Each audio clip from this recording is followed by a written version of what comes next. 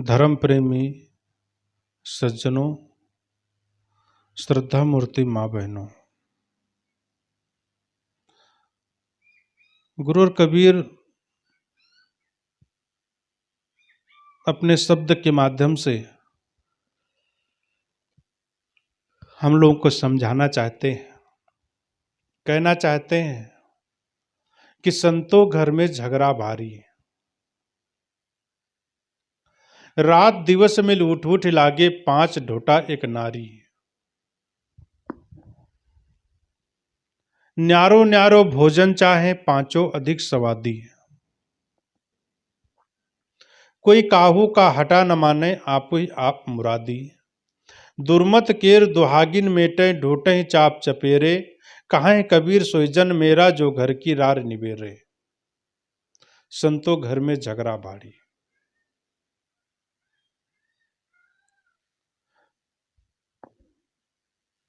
कोई भी मनुष्य हो, हर मनुष्य के अंदर और बाहर दोनों झगड़ा है। अंदर में द्वंद्व है, बाहर जहां पर मनुष्य रह रहा है, जिन लोगों के साथ में रह रहा है, वहां पर भी झगड़ा करता है। सदगुरु कबीर साहब कहते हैं कि जो रहे करवा से निकले टोटी। करवा जानते हैं आप लोग? उत्तर प्रदेश में हो या भारत के विभिन्न क्षेत्रों में करवा पूजने की प्रचलन है। करवा कहिए, मुस्लिम भाई लोग जो हैं वो लोग टोटी लोटा भी कहते हैं उसे। उसमें टोटी लगी रहती है। तो साहब यहां पर करवा का उदाहरण किसी संतों ने कहा है, जो रहे करवा से निकले टोटी। करवा के अंदर मतलब टोटी वाले लोटे के अंदर, अर्थात आपके मन के अंदर जो भी रहेगा वह आपके चेहरे पर प्रदर्शित होगा। उदाहरण देने का एक तात्पर्य है कि बात सही ढंग से समझ में आए। अगर जो लोटे में आपके पानी होगा, कमंडल में आपके पानी होगा, तो पानी ही मिलेगा, दूध होगा, दूध मिलेगा, शरबत होगा, शरबत मिलेगा, इत्यादि कोई भी चीज उस पात्र के अंदर अगर होगी तो वही निकलेगी, कोई दूसरी चीज नहीं निकल सकती। इसलिए मन के अंदर में जो चीज है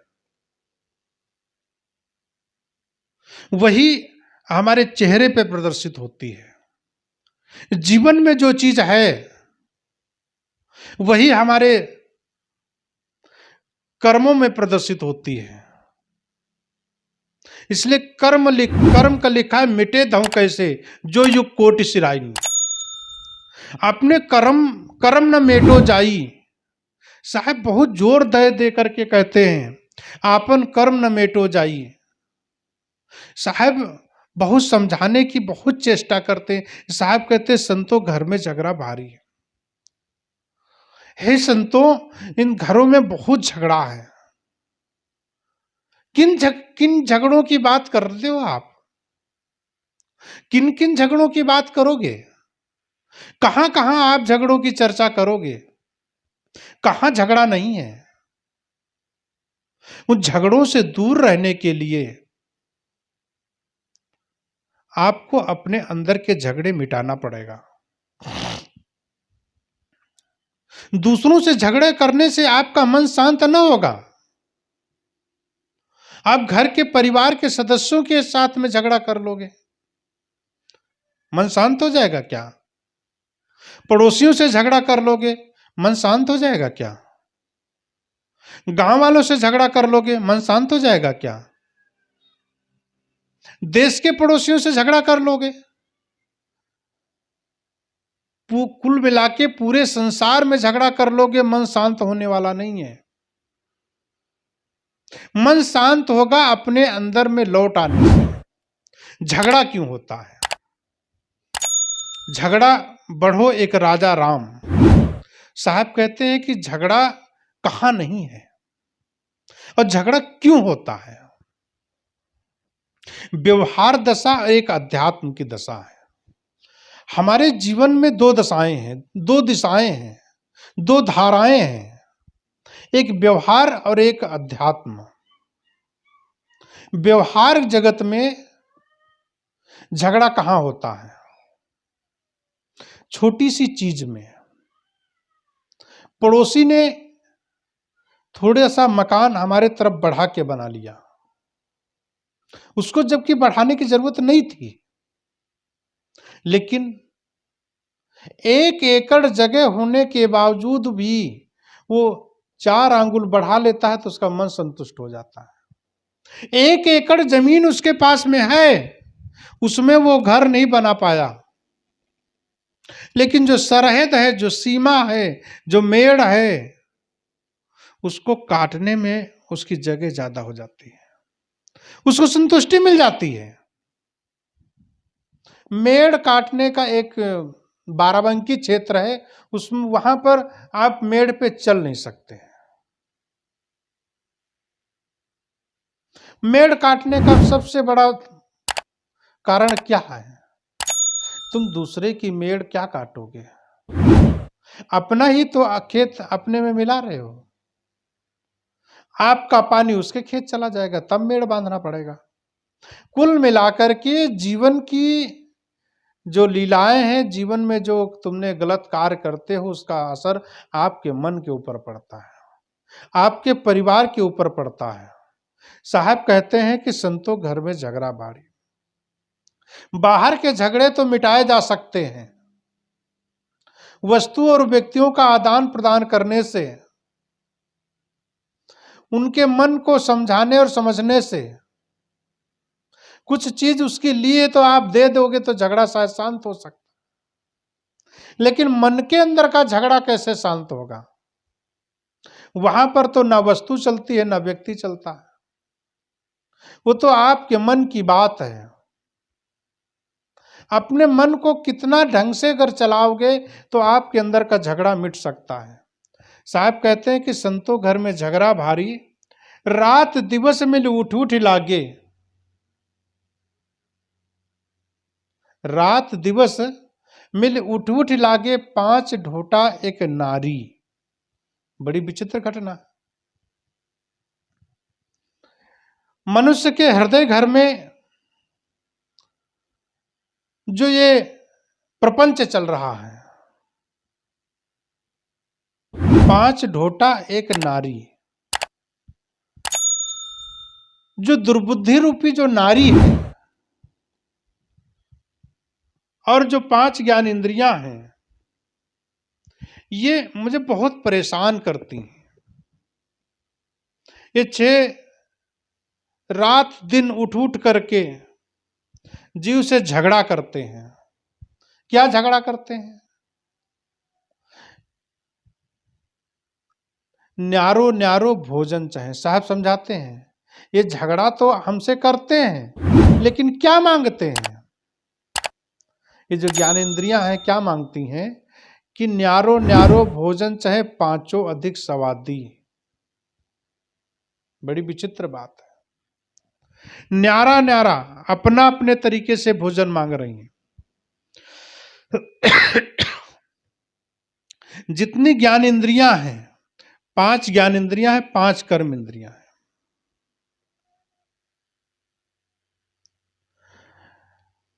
आंख देखने का काम करती है, नाक सूंघने का काम करते हैं, मुंह बोलने और चखने का काम करती है, हाथ स्पर्श काम करते हैं कार्य करने के लिए, त्वचा से स्पर्श होता है, पैर से चलने का काम होता है। ये जो 5 जो ज्ञान इंद्रियां हैं और उन्हीं के अपोजिट में जो कर्म इंद्रियां हैं, ये 5 ज्ञान इंद्रियां अलग अलग न्यारो न्यारो भोजन चाहती। उन अलग अलग भोजन देने के लिए मन को परेशान करती हैं। अपने अपने तरीके से वो भोजन चाहती हैं। अच्छा भोजन चाहिए, रस, जुबान को रस चाहिए,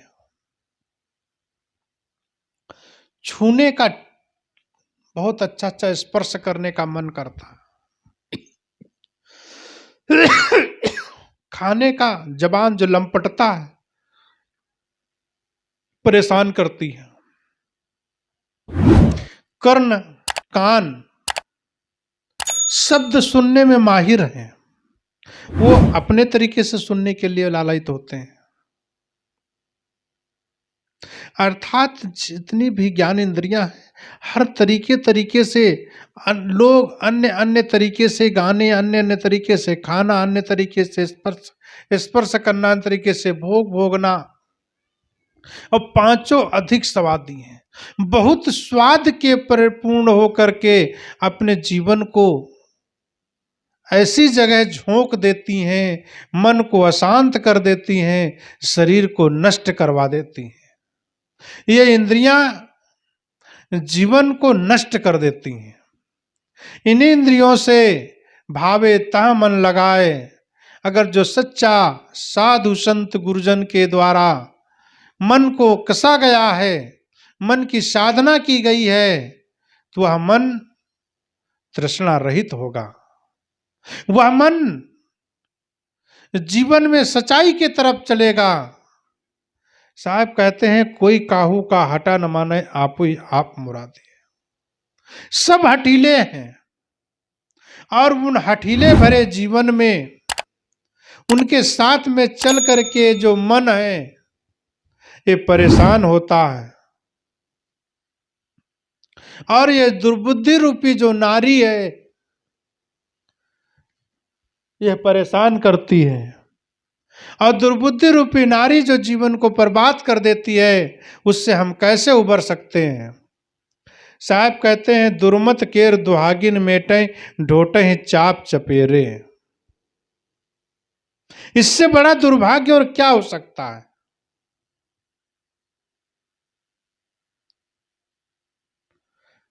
अगर जो हम अपने इंद्रियों को ठीक तरीके से ना हम चलाएं, उनको ठीक तरीके से हम कंट्रोल में ना रखें, तो इंद्रियां ये भोग भोगने में माहिर हैं। शरीर नष्ट हो जाएगा लेकिन मन तृप्त नहीं होगा। कान थकते नहीं हैं, मन थक जाता है। इसलिए साहब कहते हैं कि इन के चक्कर में न पड़ करके अपने जीवन के चक्कर में पड़ो, अपने जीवन को सुधारने का प्रयास करो।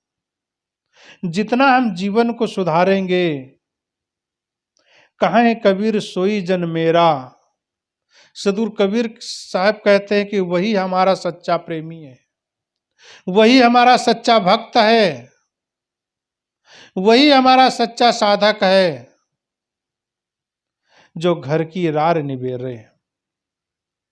अंदर की रार और बाहर की रार, अंदर का झगड़ा और बाहर का झगड़ा दोनों जब मिट जाएंगे, तब जीवन हमारा सुख से परिपूर्ण होगा। जीवन को सुख जीवन में अगर लाना चाहते हैं, परिपूर्णता हम अगर अपने जीवन में लाना चाहते हैं, जीवन का सुख अपने अंदर वापस लाना चाहते हैं, तो अपने इंद्रियों को साधना में लगा दो। हमारे मुख से ऐसी कोई बात ना निकले जिससे लोग परेशान हो। हमारे हाथों से कोई गलत काम ना हो जिससे लोग परेशान हो। गलत ना सुने हम, जो हमारा मन चंचल हो जाए। अश्लील गाने ना सुने, अश्लील व्यवहार ना करें जिससे हमारा मन अशांत हो जाए। जीवन में अश्लीलता बिल्कुल होना ही नहीं चाहिए। चाहे कर्म की अश्लीलता हो, जीवन में चाहे जिस प्रकार की अश्लीलता हो, जीवन के लिए बहुत खतरनाक है। मन में मलिनता आती रहे और मन मलिन भया, हम सुख से बहुत दूर हो जाएंगे, सुख हमसे छिन जाएगा, मन की तृप्तता मिट जाएगी। और जब मन तृप्त नहीं होगा तो सुख कहां होगा। अल्प सुख दुख आदि अंता, मैं भुलान मैं गर मैं मनता। साहब कहते हैं कि जीवन में अल्प सुख है, दुख आदि से अंत तक है। मन को तुम समझा लो, सुख ही सुख है। मन नहीं समझा, दुख ही दुख है। घर की साफ सफाई से पहले अपने मन की सफाई जरूरी है। 70% अपने घर की सफाई कर लो, लेकिन उसके साथ साथ में मन की सफाई करो। मन नहीं साफ होगा तो आपके जीवन में दुख नहीं मिटेगा। इसलिए मन को साफ करने का प्रयास करो। मन जितना साफ होगा उतना ही हमारे को दुख हमारे पास नहीं आएगा। इसलिए साहब कहते हैं कि तुम गुरु को अपने जीवन में उतारने का प्रयास करो, गुरु के चरणों में अपने जीवन को डालो। अगर गुरु हमारे जीवन में नहीं आएगा तो हमारे मन का सुधार नहीं हो सकता है। मन को सुधारने का बस कुछ नहीं करना है। साहब कहते हैं मन की तरंग मार लो, मन की तरंग मार लो, बस हो गया भजन, आदत बुरी सुधार लो, बस हो गया भजन। आए हो तुम कहां से, अब जा रहे हो कहां, इतना तो दिल विचार लो, इतना तो दिल विचार लो, बस हो गया भजन, मन की तरंग मार लो, बस हो गया भजन। नेकी सभी के साथ में बन जाए तो करो, नेकी सभी के साथ में बन जाए सो करो, मत सिर बदी का भार लो,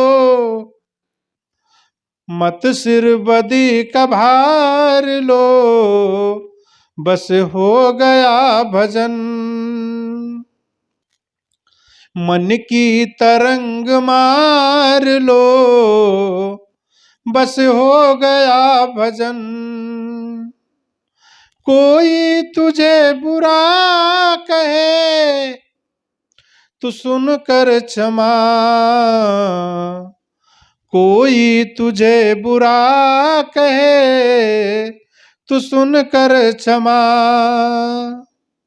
वाणी कसर संभार लो, वाणी कसर संभार लो, बस हो गया भजन, मन की तरंग मार लो, बस हो गया भजन।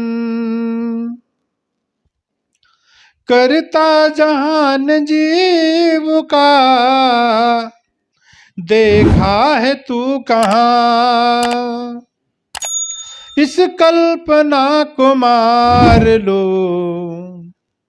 इस कल्पना को मार लो, बस हो गया भजन, मन की तरंग मार लो, बस हो गया भजन। कहना है साफ साफ ये सदगुरु कबीर का, कहना है साफ साफ ये सदगुरु कबीर का। निज रूप को निहार लो, निज रूप को निहार लो, बस हो गया भजन। मन की तरंग मार लो, बस हो गया भजन। मन की तरंग मार लो, बस हो गया भजन। अपने मन की तरंगों को मारना है, अपने मन को समझाना है और अपने घर की झगड़ों को समाप्त करना है। सदगुरु कबीर साहब कहते हैं कि सोई जन मेरा जो घर की रार निबेरे, अपने अंतरात्मा को शांत करे, अपने अंतरात्मा के झगड़े को शांत कर दे, वही साधु है, वही साधक है, वही सन्यासी है, वही भक्त है, वही भगवान भी बन सकता है। इसलिए अपने मन को जितना साधोगे वो उतना शांत होता चला जाएगा। इस शांत मन वाला साधु होता है, शांत मन वाला साधक होता है, शांत मन वाला ही भक्त होता है। इसलिए सच्ची भक्ति साधक ही कर सकता है। इसलिए अपने जीवन को साधना में, और जितना साधना में बनाएंगे उतना हमारे अंदर का झगड़ा खत्म होगा। जितना अंदर में झगड़ा खत्म होगा उतना हम लोगों के साथ में रह रहे हैं, परिवार के साथ में रह रहे हैं, साधु समाज में रह रहे हैं, समाज में रह रहे हैं, उनसे भी मधुर व्यवहार होगा। साधना का परिणाम हमारे मधुर व्यवहार में बदलना चाहिए।